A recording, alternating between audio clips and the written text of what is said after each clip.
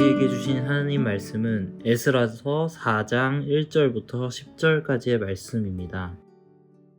사로잡혔던 자들의 자손이 이스라엘의 하나님 여호와의 성전을 건축한다 함을 유다와 베냐민의 대적이 듣고 스룹바벨과 족장들에게 나와 이르되 우리도 너희와 함께 건축하게 하라. 우리도 너희와 같이 너희 하나님을 찾노라. 아수르 왕 에살핫돈이 우리를 이리로 오게 한 날부터 우리가 하나님께 제사를 드리노라 하니 스룹바벨과 예수아와 기타 이스라엘 족장들이 이르되 우리 하나님의 성전을 건축하는데 너희는 우리와 상관이 없느니라. 바사왕 고레스가 우리에게 명령하신 대로 우리가 이스라엘의 하나님 여호와를 위하여 홀로 건축하리라 하였더니 이로부터 그 땅 백성이 유다 백성의 손을 약하게 하여 그 건축을 방해하되 바사왕 고레스의 시대부터 바사왕 다리오가 즉위할 때까지 관리들에게 뇌물을 주어 그 계획을 막았으며 또 아하수에로가 즉위할 때에 그들이 글을 올려 유다와 예루살렘 주민을 고발하니라. 아닥사스다 때에 비슬람과 미드르닥과 다브엘과 그의 동료들이 바사왕 아닥사스다에게 글을 올렸으니 그 글은 아람 문자와 아람 방언으로 써서 진술하였더라.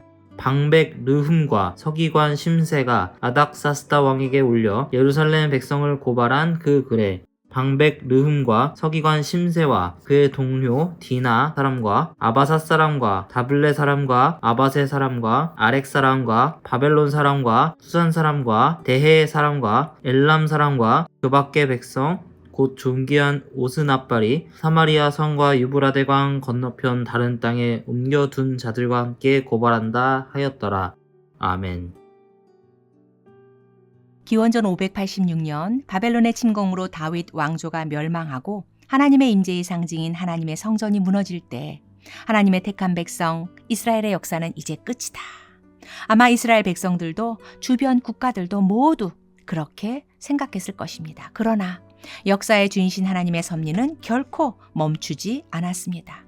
언약의 신실하신 하나님은 언약의 성취를 위해 바벨론에 포로로 잡혀간 이스라엘 백성들을 마침내 본국으로 귀환케 하십니다. 에스라 1장 1절입니다. 바사왕 고레스 원년에 여호와께서 예레미야 입을 통하여 하신 말씀을 이루게 하시려고. 이렇게 하나님의 섭리 속에 70년간의 힘들고 고달픈 포로 생활을 마치고 고국으로 돌아온 이스라엘 백성들에게 가장 중요한 일은 무엇일까요?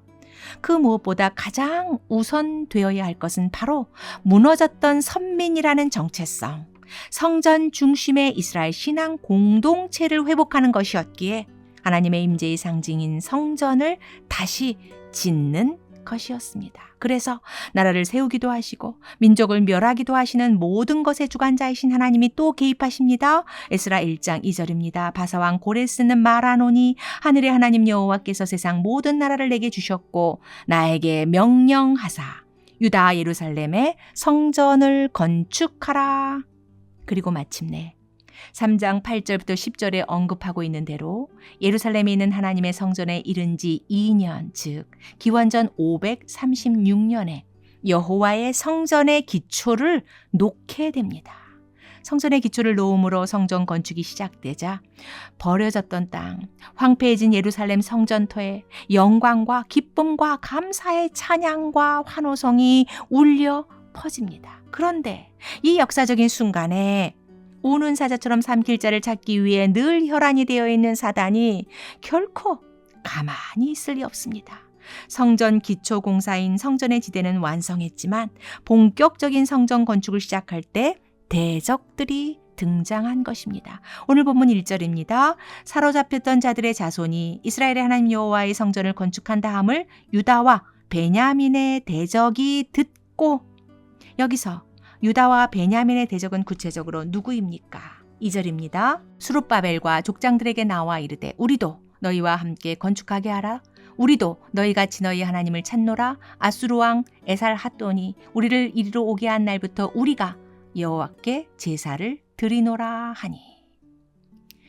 기원전 900년경 고대 근동의 패권을 장악한 대제국 아수르는 당시 포로 국가들을 향해 인종 혼합 정책을 실시합니다. 그래서 기원전 722년에 북이스라엘을 정복한 아수르는 이스라엘 백성들을 주변 국가 곳곳에 흩어버리고 반대로 주변 국가 포로들을 가나안 땅으로 이주시키는데 열왕기하 17장 24절입니다. 아수르 왕이 바벨론과 구다와 아와 하맛과 스발와임에서 사람을 옮겨다가 사마리아 여러 성읍에 두매 그들이 사마리아를 차지하고 그 여러 성읍에 거주하니라. 그리고 계속해서 33절에 보면 이 이주민들에 대하여 이렇게 언급합니다. 그들이 여호와도 경외하고 또한 어디서부터 옮겨왔든지 그 민족의 풍속대로 자기의 신들도 섬겼더라.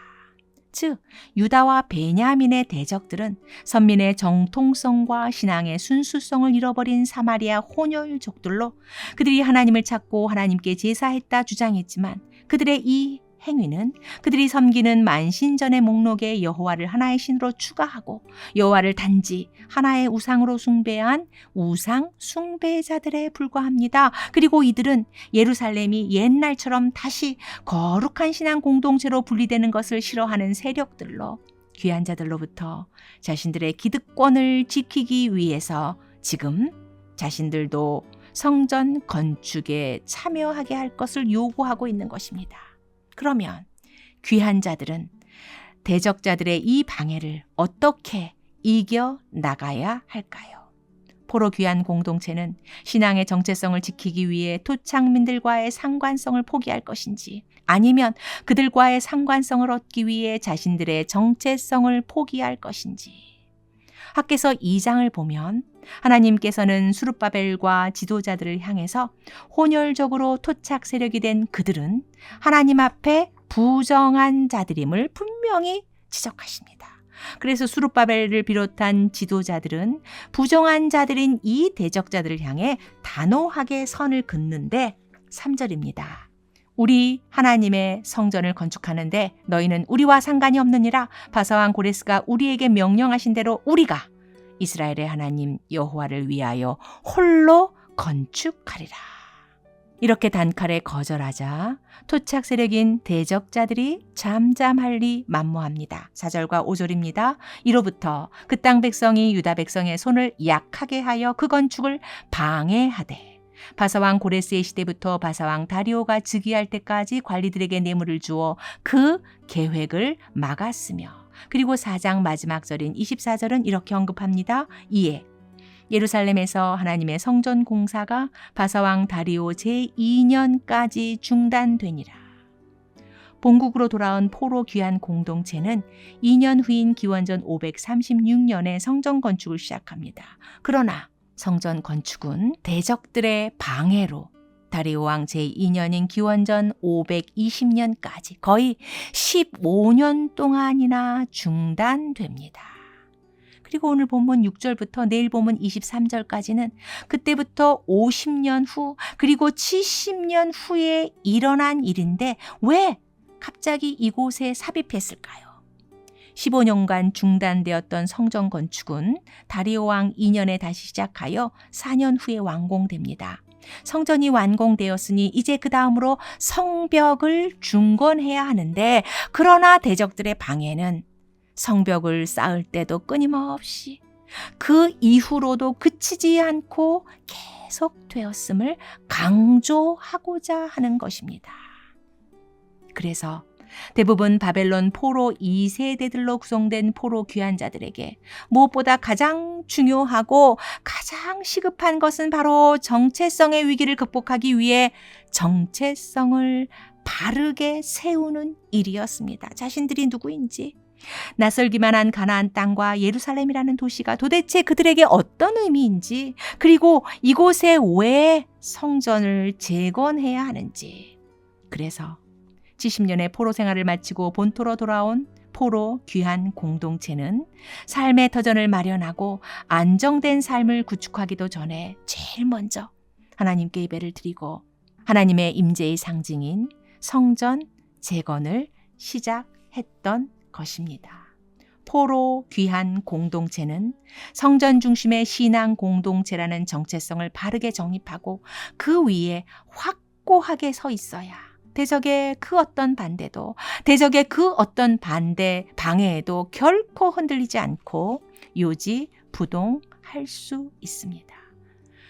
지금 이 땅을 살아가는 성도, 하나님의 백성들에게도 대적자들은 여러 가지 방편을 통해 다양한 모습으로 끊임없이 방해 공작을 펼칩니다. 대적자는 내 안에 내가 될 수도 있고 가까운 가족과 친구, 이웃과 동료들이 될 수도 있습니다. 대적들은 온갖 수단과 방법을 다 동원하여 하나님의 중심의 삶을 살려고 애쓰는 내 믿음을 마구마구 흔들고 하나님 나라를 위하여 어떻게 해서든지 전도하고 봉사하고 섬기려고 하는 우리의 열심을 저지시키려고 안간 힘을 씁니다. 이 땅의 교회가 하나님 나라의 확장을 위해 여러 일들을 계획하고 추진할 때에도 대적들은 정치, 경제, 문화, 교육 등 정책이 수립되고 정책이 시행되는 것들을 아주 교묘하게 이용하고 아주 교활하게 사용하면서 교회를 향해 방해 공작을 일으킵니다. 그리고 전혀 예상치 못한 코로나 사태 같은 재난을 통해서도 사탄인 대적이 가만히 있을 리 만무합니다. 성도들의 신앙과 교회 공동체의 모임에 위협을 가하고 있습니다. 그렇다면 이렇게 우는 사자처럼 삼킬 자를 찾으려고 쉬지도 않고 끝도 없이 밀려오는 대적들을 물리치기 위하여 하나님의 백성과 신앙 공동체인 하나님의 교회가 가장 우선적으로 해야 할 일이 무엇입니까? 내가 누구인지, 교회 공동체가 왜 중요한지, 하나님이 부여하신 하나님의 자녀라는 놀랍고 엄청난 정체성, 결코 불변하지 않는 하나님의 자녀로서의 정체성과 신앙 공동체로서의 정체성을 확고히 하고 견고히 세워가야 하는 것이 가장 중요하고 가장 시급합니다. 그래야만 끊임없이 유혹하는 대적들의 방해와 반대에도 결코 흔들리지 않고 오히려 담대하게 세상을 변화시키는 개혁의 주체자들이 될 수 있습니다. 그리고 이 모든 과정 가운데 지금도 살아서 역사를 주관하고 계시는 하나님의 인도하심과 하나님의 간섭하심이 있음을 꼭 기억하며 살아가는 서문의 모든 성도님들과 우리 서문교회가 되기를 진심으로 기도합니다. 아멘.